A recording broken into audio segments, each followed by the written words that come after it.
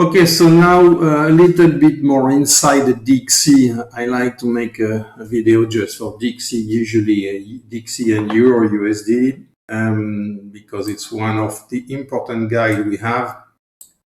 So we had this call from the bottom here for long, we banked it. Then we had this call yesterday to get short, we banked some, still running some.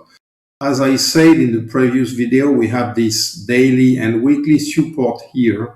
We have a small bounce now, but I would really like to see a deeper move on this fib, and ideally on that one, perhaps to get a short Euro USD, because due to the fact that we started to close above this 61.8 ABC here, we could see some follow through, but I really want to see something coming back here inside 90 to 74 on this 50% fib, or a little bit lower, 90 to 70 on this big daily support we had there, which would be great. And that corresponds, of course, to this area we have here. If we would go lower, 92.45 would be perfect. But that depends on what we will get on the open today. But this level should offer it. Then we would run for the next important area, which will be the 78.6 fib of this ABC. 78.6 is not usually very important, but in that case, it's a confluence with the previous highs. So that will give us a very good area to get short USD, to get long, some Euro USD probably in this area. We will wait then to get some confirmation from the signals we use and from the price exhaustion that will tell us we can get it. The nice thing I see is if we pull back a little bit more, either to this fib or a little bit lower, we would come back again on this double top. We could come back again on this double top inside this back test of this wedge. So I don't know if we will follow this previous wedge, broken wedge, till the top. We can do something like that and come back on it several times before we would really see a bigger move down. So that's what we look for on the DXY.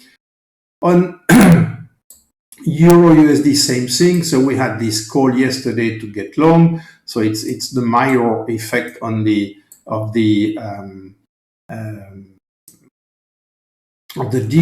We can look for those level, which is, if we would see the follow through I expect on the DXY, we would probably could get to this level at 117.90 or something like that, perhaps push back to retest this big trend line there. That would be great if we would come back here. That could be a nice target if we have some follow through. So we would love to see this move up, then come back here and then see the second part. This one would probably correspond to the 236 fib we just said on the DXY.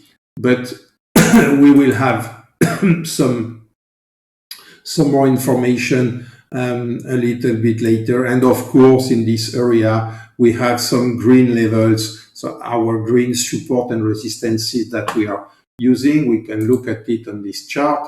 So if you look at this chart, yesterday I posted this one, was calling a short long from this area, from here to there. We get it here. So usually when I do that, just because I had some question, I start my long here, then here. Then when we see the first move up, I close those one at break even, or for a few pips, 5 or 6 pips or whatever. And then I keep running the lowest position. Because when we have the signals we had yesterday, we know we will get paid soon. So that's how it works.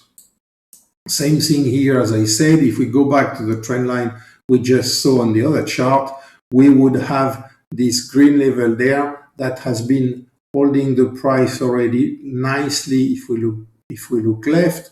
So that could be really a great place. And then I would probably get some short here. And of course, we would probably get some short signal there, depending on what the market offers us today on the London Open. Perhaps we can see something like this now and then bounce again. That's what I would like to see. Anyway, I will get short only Euro USD. I mean, I will get long USD only if I have very good signal and with very tight stops, because as I said, for me now, due to those levels and due to the stochastics readings and our indicators reading, we are more, I feel safer on the long side. Even if we still have some room to go. So we can go up to there, as I said. But for now, the move on the upside has a much bigger potential on the medium term. Sorry. So that's what we can say about the Euro USD. We will come back to the other chart, which is very important because we have all the level there with the daily and the 4-hour, with the daily and the 4-hour ABCs. So we have daily bottom, weekly bottom. Even if we go a little bit higher, we will struggle a little bit in this area because there are very important support and resistances on the weekly or daily base. This is a daily order block bottom, and this is a double weekly body bottom. So that's what we look for. Ideally, we would come back here, struggle inside there, and go on the upside. And we will see at the end of the day what we get.